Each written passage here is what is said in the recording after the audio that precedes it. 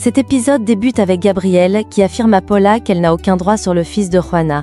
Mais Paula insiste et dit que si, elle en a. Gabrielle s'oppose fermement et lui dit qu'il ne le permettra pas. Paula lui rappelle qu'ils ont un accord, et son avocate sort les documents prouvant la conclusion de cet accord. Elle lui montre aussi une photo de Gabrielle avec Nicolas, l'enfant qu'ils étaient prêts à adopter pour former une famille. Face à cette preuve, Gabrielle explose de colère. Il crie que Paula a toujours pris des pilules pour éviter une grossesse. Cette révélation le bouleverse, tandis que Paula, choquée, se souvient avoir interdit à Camila de révéler ce secret à Gabrielle.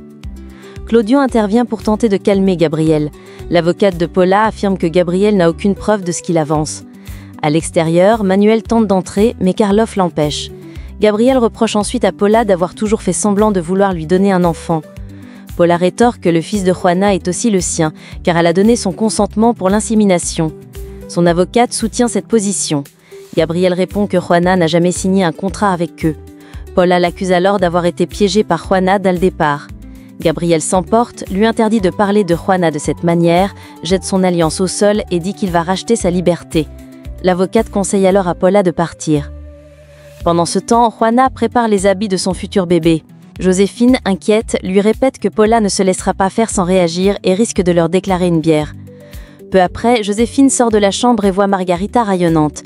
Elle se demande pourquoi tout le monde semble joyeux dans cette maison alors que la situation est tendue. Margarita lui répond que son père lui a toujours appris que la vie restait belle, peu importe les circonstances. Agacée par cette philosophie, Joséphine s'en va en lançant qu'ils sont tous irresponsables. Margarita sourit en regardant le cadeau que lui a offert Pacheco. À la brasserie, Paula entre dans le bureau de son frère et lui dit qu'elle ne compte pas se laisser abattre car Gabriel lui a déclaré une guerre. Manuel essaye de la raisonner, mais Paula affirme que rien ni personne, pas même lui, ne pourra la faire reculer. Elle quitte ensuite la pièce. Dans son propre bureau, Gabrielle demande à Claudio si Paula a une chance de réclamer l'enfant. Claudio répond que oui, si elle affirme que Juana avait tout prémédité. Il précise cependant que leur contrat est très clair et reste à leur avantage. Pendant ce temps, Juana appelle Daniela. Elle lui dit qu'elle lui manque et qu'elle aimerait lui parler. Mais Daniela refuse toute conversation et raccroche brusquement. Dans une autre rue, Rogelio suit Camila. Il lui demande pourquoi elle est allée voir Juana. Camila lui dit que ce ne sont pas ses affaires. Rogelio la complimente sur son corps, lui dit qu'il serait prêt à tout pour elle, même mourir, puis lui demande froidement si elle veut mourir. Le ton devient menaçant. Au bar, Jenny piège son patron, Ricardo. Elle place une caméra cachée et filme discrètement quand il la harcèle sur son lieu de travail. De retour avec Camila, Rogelio l'informe que Gabrielle a quitté Paula pour Juana.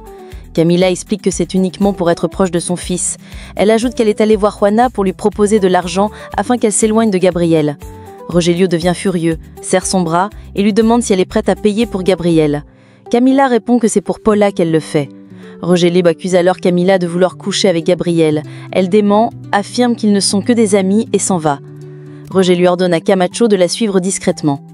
De son côté, Gabrielle appelle Juana et lui dit qu'elle est proche de sa maison. Il lui demande de faire 53 pas pour le rejoindre. Juana compte chaque pas en sortant, pendant que Joséphine observe la scène, troublée par ce comportement. Chez David, Daniela reproche à Juana de ne pas être à ses côtés après qu'il ait failli se faire tuer. David lui répond que Juana était là toute la matinée. Mécontente, Daniela prend son sac et s'en va en lançant qu'il aime bien être maltraité. Josefina s'inquiète aussi pour Juana, car elle soupçonne qu'elle est encore allée voir Gabrielle. Elle est également très en colère, car elle pense qu'Enriqueta veut lui voler son fils. Chez Paula, l'avocate lui dit qu'elles peuvent faire pression sur Gabrielle pour obtenir un bon accord de divorce. Cependant, elle précise que ce sera difficile d'avoir des droits sur l'enfant de Juana et Gabrielle. Paula ne veut rien entendre et insiste qu'elle a des droits sur cet enfant. Elle exige que l'affaire soit portée devant le tribunal. Pendant ce temps, Gabrielle et Juana se retrouvent. Ils partagent un moment de tendresse. Juana lui demande s'il va bien. Gabrielle répond que Paula est devenue folle et qu'elle le menace. Il lui dit qu'elle veut revendiquer des droits sur leur fils, ce qui choque profondément Juana. Elle dit qu'elle ne le permettra jamais. Gabrielle lui répond qu'il non plus, et le lui promet. Au bar, Jenny confronte Ricardo et lui demande s'il pense avoir le droit de harceler ses employés à sa guise. Elle lui montre ensuite la vidéo qu'elle a secrètement enregistrée. Elle lui ordonne de changer de comportement, sinon elle transmettra les images à la police. Ricardo tente de calmer la situation, mais Jenny est ferme. Elle lui rappelle ses responsabilités et retourne à son travail. Au poste de police, Salvador remet à Pacheco les photos d'un homme recherché. Il lui demande aussi où est le nounours. Pacheco répond que Jenny l'a emporté avec elle. Au bar, Jenny et son collègue se réjouissent que leur plan ait fonctionné. Pendant ce temps, Ricardo est furieux d'avoir été piégé comme un enfant. De son côté, Juana décide de parler franchement à Gabriel. Elle lui révèle que Camila est venue la voir en personne dans le but de lui proposer de l'argent pour qu'elle s'éloigne de lui. Gabriel entre dans une colère noire en apprenant cela. Il affirme que ni Paula ni Camila ne doivent avoir le pouvoir d'interférer dans leur vie. Il insiste pour que Juana ne leur accorde aucune attention. Mais cette dernière, visiblement bouleversée, lui explique qu'elle préfère partir, qu'elle a besoin de rester seule un moment. Avant de quitter les lieux, elle l'embrasse tendrement et s'en va. En parallèle, Enriqueta rentre chez elle tard le soir et remarque que Felipe n'est pas là alors qu'il devrait l'être. L'absence l'inquiète. Pendant ce temps, Felipe est affalé sur le canapé de son garage, un air mélancolique sur le visage. Il regarde de vieilles photos d'Enriqueta en murmurant qu'il ne peut pas la faire payer pour son propre mauvais caractère. Malgré ses regrets, il semble incapable de faire le premier pas.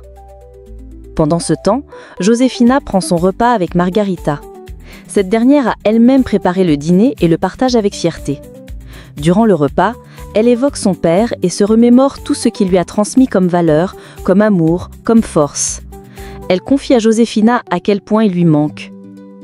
Dans un coin sombre, la sœur de Raymond s'occupe de ce dernier, affaibli et mourant.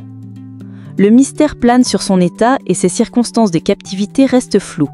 Mais une chose est sûre, il est entre la vie et la mort et son état empire de jour en jour. Au même moment, Juana, animée par une colère froide, décide de se rendre chez Paula. Lorsqu'elle la retrouve, elle l'avertit sans détour de rester loin de son fils. Elle dit qu'elle est prête à tout pour le protéger, qu'elle n'a pas peur d'elle. Paula réagit avec cynisme, affirmant que son avocate et elle prouveront devant un juge que Juana a manipulé Gabriel uniquement pour devenir riche. Juana, choquée, lui demande si elle est réellement assez méchante pour croire une chose pareille. Paula, sûre d'elle, réplique que le juge la croira elle, car elle a plus de ressources. Juana insiste encore une fois. Elle ne doit pas s'approcher de son fils. Tania, tapie dans l'ombre, espionne toute la conversation. Juana, loin de se laisser intimider, affirme à Paula qu'elle sait qu'elle prenait des pilules contraceptives pour saboter les tentatives d'insémination artificielle. Paula sourit et répond qu'il n'y a aucune preuve de cela. Juana, écœurée, quitte la maison, mais son regard trahit sa détermination. Gabriel, de retour à la brasserie, reçoit un appel paniqué de Tania. Elle lui dit que Juana est chez lui et qu'elle craint que Paula ne devienne violente. Aussitôt, Gabriel quitte tout et se précipite à la maison. Au même moment, Paula continue de répandre sa haine. Elle déclare qu'elle veut récupérer l'enfant de Juana, non pas pour l'aimer, mais pour lui faire subir les mêmes souffrances qu'elle a connues, selon elle, à cause de sa propre mère. Juana, abasourdie, tente de garder son calme. Elle rappelle que cet enfant est une bénédiction dans sa vie, qu'il n'a rien à voir avec ses frustrations personnelles. Paula ne l'écoute pas. Elle l'accuse d'avoir délibérément fait tout cela pour détruire son mariage. Elle va même jusqu'à raconter comment elle avait célébré la fausse couche de Rosa, une autre femme qu'elle détestait. Juana comprend alors que Paula est bien plus dangereuse qu'elle ne le pensait. Sans dire un mot de plus, elle quitte la maison, le cœur lourd. De son côté, Rogelio tente de discréditer Jenny auprès de David. Il en parle en mal, la traite avec mépris. Mais David n'est pas dupe. Il lui demande de respecter Jenny car elle est la mère de Juana. Il la défendra toujours. Chez Josefina, Jenny commence à s'inquiéter pour sa fille. Elle demande où est Juana, car cette dernière est partie très tôt, sans même prendre son petit déjeuner. Josefina lui répond qu'elle est sortie, sans rien dire. L'inquiétude se lit sur le visage de Jenny. De son côté, Juana, épuisée et effondrée, va trouver David. En larmes, elle raconte ce qui s'est passé. Elle lui dit que Paula veut lui prendre son bébé. David la console, l'écoute avec attention. Peu après, Gabriel arrive à son tour. Furieux, il entre dans la maison à grandes enjambées et demande où est Juana. Paula, glaciale, lui répond qu'elle est déjà partie. Elle l'accuse ensuite de la considérer comme une idiote, de penser qu'elle n'était qu'une femme en souffrance à cause de son infertilité. Elle révèle que, loin d'être un drame, son incapacité à avoir un enfant était une bénédiction pour elle. Elle déclare sans honte que l'enfant de Juana sera le sien. Gabriel est choqué. Il lui dit qu'elle ne parviendra jamais à obtenir la garde de cet enfant. Subitement, Paula se jette au sol et pousse un cri strident, comme si Gabriel venait de l'agresser. Elle appelle à l'aide en criant et le personnel accourt. Gabriel, stupéfait, nie catégoriquement. Il demande que les caméras de surveillance soient vérifiées, mais Tania lui annonce qu'elles ont toutes été déconnectées depuis le jour où il avait découvert la liaison de Paula avec Luciano. Pendant ce temps, Juana, toujours sous le choc, dit à David qu'elle pense que Paula pourrait tenter de les éliminer, elle et son bébé. Elle sent que sa rage est telle qu'elle pourrait passer à l'acte. David lui propose d'en parler à Salvador, un ami proche de sa famille, qui pourrait l'aider à se protéger. De son côté, Rogelio est encore en pleine discussion avec Camacho.